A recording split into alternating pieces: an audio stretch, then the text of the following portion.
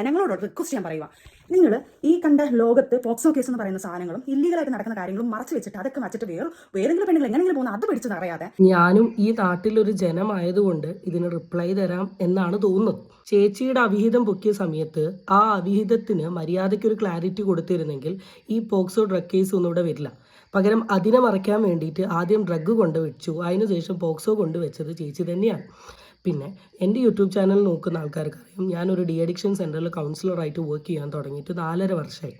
എൻ്റെ ചാനലിൽ ഏത് ഡ്രഗ് റിലേറ്റഡ് കേസ് വരികയാണെങ്കിലും ഞാൻ എടുത്ത് സംസാരിക്കലുണ്ട്. ഡ്രഗ് റിലേറ്റ് ചെയ്തിട്ടുള്ള ഒരുപാട് ഇൻഫോർമേറ്റീവ് വീഡിയോസ് ഞാൻ എൻ്റെ ചാനലിൽ അപ്ലോഡ് ചെയ്തിട്ടുണ്ട്. കുട്ടികൾക്ക് എഗെയിൻസ്റ്റ് ഉണ്ടാവുന്ന ഒരുവിധം കേസസ് ഒക്കെ എടുത്ത് സംസാരിച്ചിട്ടുമുണ്ട്.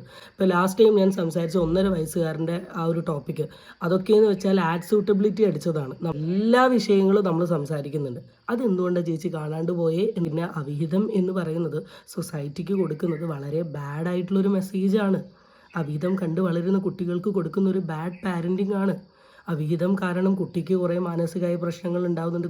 കുട്ടീൻ്റെ ഫാദറിനെ കിട്ടുന്നില്ല, അമ്മയ്ക്ക് ടൈം സ്പെൻഡ് ചെയ്യുന്നില്ല. അമ്മ ഇങ്ങനെ കോഴിക്കോട് ഇങ്ങനെ പല സ്ഥലങ്ങളിൽ പോയിക്കൊണ്ട് നിൽക്കുകയാണ്. അപ്പോൾ ഇതൊക്കെ ഒരു പ്രശ്നമല്ലേ? ആൻഡ് അവിഹിതത്തിൻ്റെ പേരിൽ നിങ്ങൾ മീഡിയ പേഴ്സൺസ് സോഷ്യലി ഉണ്ടാകുന്ന കുറേ പ്രശ്നങ്ങൾ അത് കുട്ടീനെ എത്ര ബാധിക്കും, ഫാമിലിനെ എത്ര ബാധിക്കും, സൊസൈറ്റീനെ എത്ര ബാധിക്കും? എൻജോയ് ചെയ്തുകൊണ്ടിരുന്ന ആൾക്കാർ കുറച്ച് കഴിഞ്ഞപ്പോഴേക്ക് അങ്ങോട്ടും ഇങ്ങോട്ടും കുത്താൻ തുടങ്ങി. ഇതിൽ നിന്നൊക്കെ കുറേ സോഷ്യൽ മെസ്സേജസ് കിട്ടുന്നുണ്ട്. അത് ശ്രദ്ധിക്കായിട്ട്.